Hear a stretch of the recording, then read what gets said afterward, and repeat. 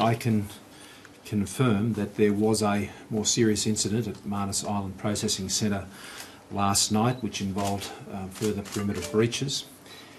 That incident involved persons at around just after 11, after some demonstrations and noise and various things, being able to break through the fence.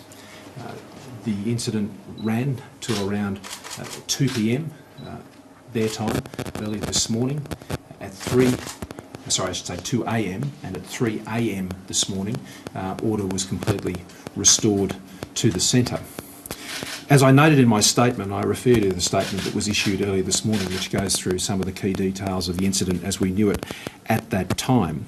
At all times, the G4S staff who were involved directly in maintaining order within the centre itself and to protect key parts of the infrastructure and accommodation within the centre.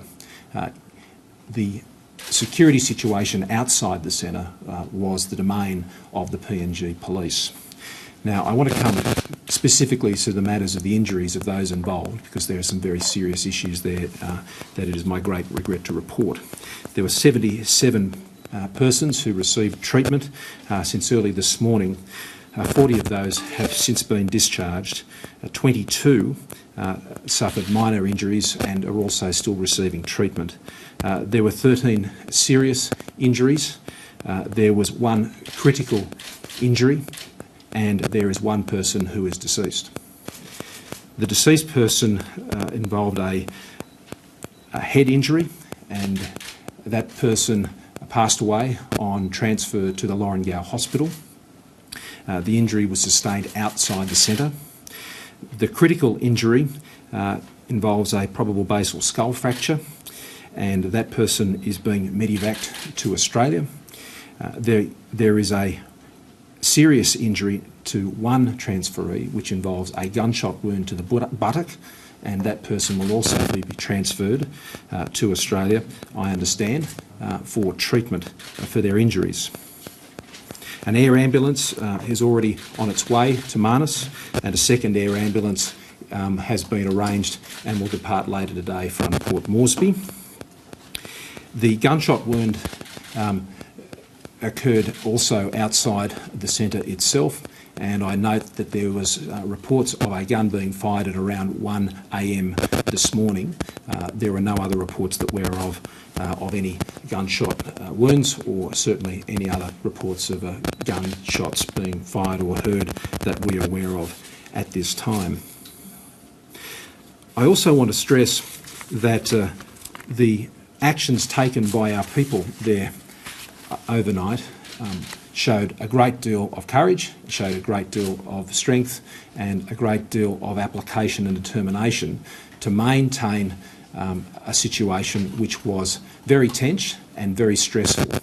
The people who serve in these centres do so under a great deal of stress, and I particularly want to thank all those who are involved with our service providers and all those who were involved with the Immigration Department and the IHMS team that are up there and have been caring for people all morning. The news of a death is a great tragedy, and our sympathies are extended to the transferees of that person's family and friends who would have been in the facility as well.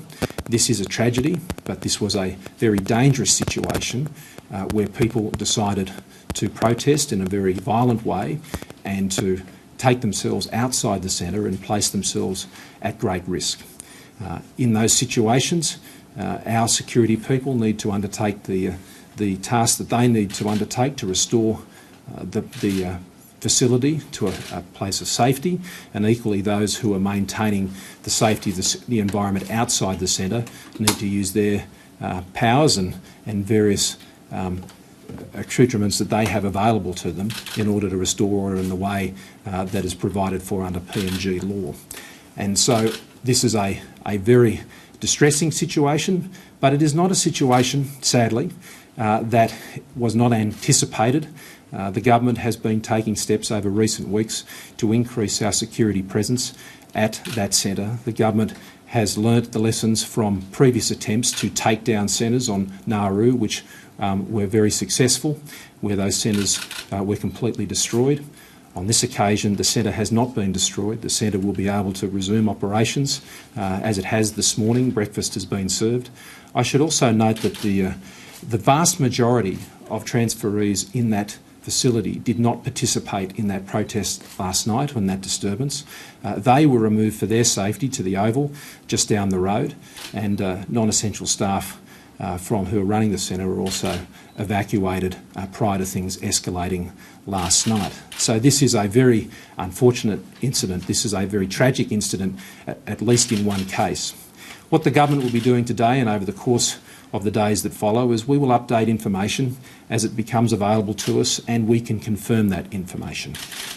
There are all sorts of rumours that are put around in this environment, and sometimes those rumours are designed to create further instability and further unrest.